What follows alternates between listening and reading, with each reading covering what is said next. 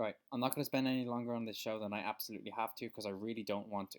Pre-show, Usos beat the Revival. It was fine. It was a Raw match. Started the pay-per-view. Rollins beat Corbin. Okay, and the only reason Brock isn't Universal Champion right now is because Paul Heyman fell over and he couldn't cash in Money in the Bank. Dumb.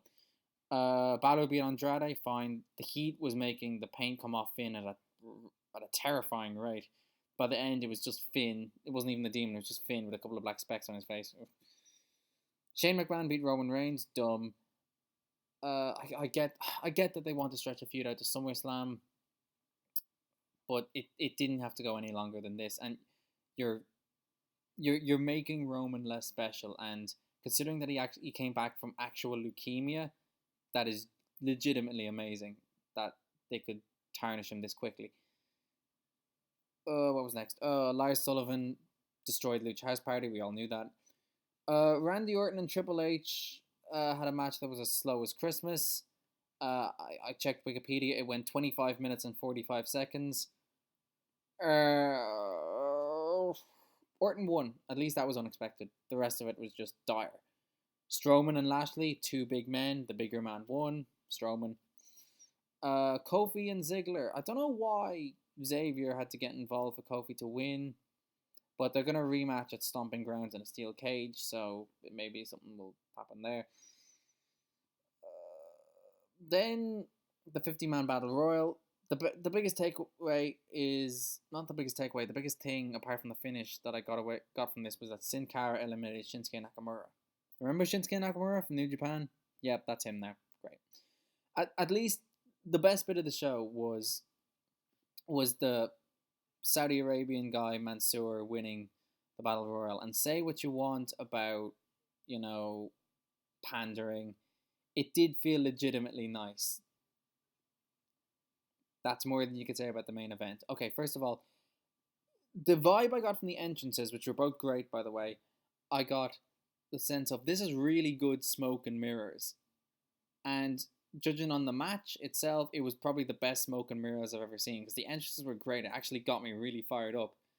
But then the bell had to ring, and it started well, but then the match turned into, and this is before the botches, and I'll get to the botches, but the match turned into what I was worried it was going to be. It was a WWE style match, back and forth.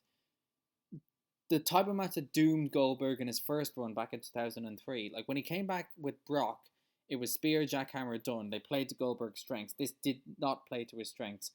And I don't know if it was age or the heat or the fact that these guys just don't have it anymore, or possibly all three.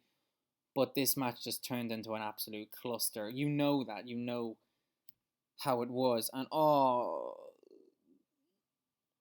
the jackhammer, I've never been so scared for a wrestler's safety. Like, if he was going for a brain buster, it was the best brain buster I've ever seen, because it literally did look like it caved in the top of Taker's head.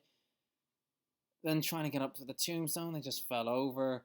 And it just felt like when that happened, Undertaker just went, screw it, we're going into the finish. Bad choke slam, pin. This wasn't bad wrestling that you can laugh at, like Heroes of Wrestling or WCW in 2000. You can kind of point and laugh like, what the hell is going on?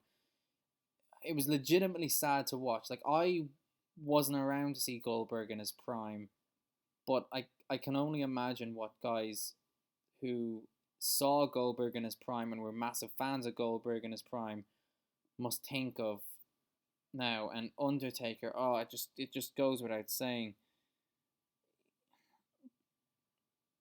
I knew after the first Super Showdown, the one in Australia, that was the first time I really thought, okay, this guy just doesn't have it anymore.